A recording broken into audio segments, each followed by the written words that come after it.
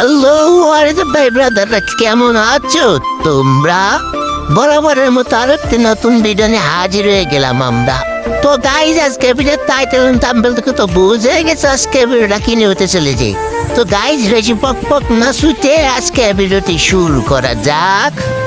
আমি বদনা তোমরা আমার সাথেই থাকো, তোমরা দেখো আমি কয়টা স্পিনে বান্ডেলটা বেরো করি গাইজ। তাহলে বেশি পক পক না করে আজকের ভিডিও ডাইরেক্ট মূল টপিকে চলে যাওয়া যাক।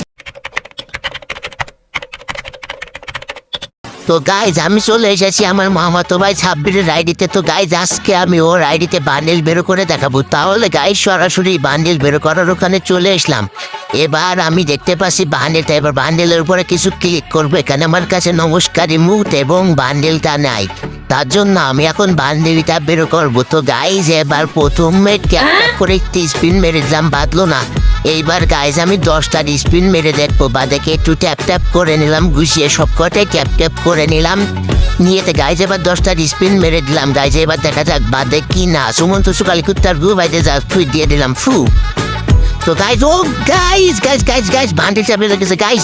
গাইজ 11টা স্পিনে গাইজ আমার মোট বান্ডেল চাপে গেছে। তো গাইজ এই ইভেন্টটি কমপ্লিট করতে অনেক অনেক লাগবে, কারণ আমার আগে থেকেই 94 ছিল, পরে একটা 10টা স্পিন মারছি, তারপরে যে বাচ্চে গাইজ लगा मेरा मजाक। এই বান্ডেলটার মূল আকর্ষণ চুল গাইজ। চুলটা সেই গাইজ, দেখেন চুলটা সেই।